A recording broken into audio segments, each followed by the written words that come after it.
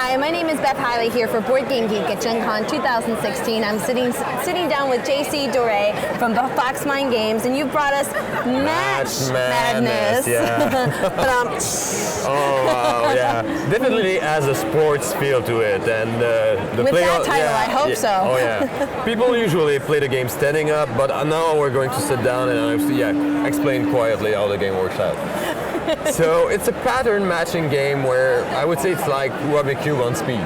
Okay. You have 5 blocks you have to manipulate to match the pattern cards that are here. If you want to play a quick game, you just need to select a certain amount of cards, and you see that there are 5 different levels of patterns here. So depending on the lines that are on the side of the card, you see that this would be the most difficult pattern to match. And the easiest part are easy because the blocks are wide apart from each other, and the hardest parts are more close. Okay. So it's harder to find a match. So once we're ready, once we've selected the number of cards we want, we do the racing pattern match game. So you take all your blocks. See, I feel like I need to put this down so I can, be ready. let's start and do the first one here. Okay. So on a set of 1, 2, 3, go. Okay. Yeah, I was going to say, am I rolling dice? Okay. You can roll them, but I was going to say, you. well, it was a nice way to get started, you know? All right. I just want to remind you that it's impolite to make the host look bad. I'm just saying. Oh, got it. Oh, wow. That's great. Yeah. Bam. All right, so you would be first because you're nice. And you get that card. So next up, we could go up to level 2, level 3, level 4, level up until level 5. But my favorite mode in this game is the total challenge mode. So how you play that is if you're 4 players, you take 4 cards of each level, you lay them in front of you, and players choose which one they want to do.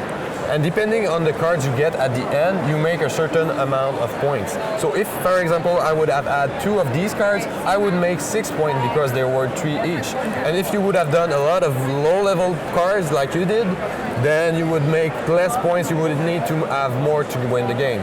So depending on how you want to play, it can last about 20 to 30 minutes, and you can even play alone. It's a 1 to 4 player game.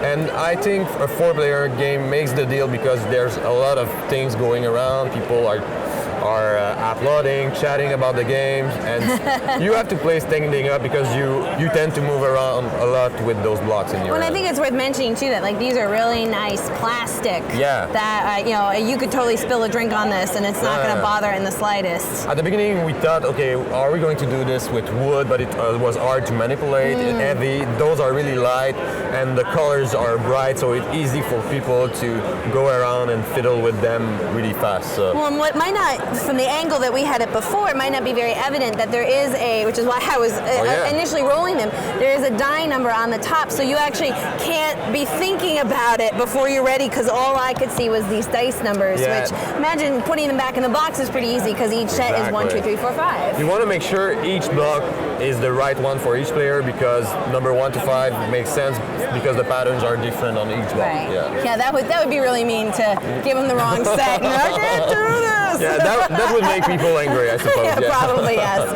Well, JC, thank you so much. Let me grab the box top here again. If you guys want to check that out, and it is as much fun as it seems because we just played it around for real. Great, yeah. That is Match Madness by Foxmine Games, and JC, thank you so much. Thank you very much, man.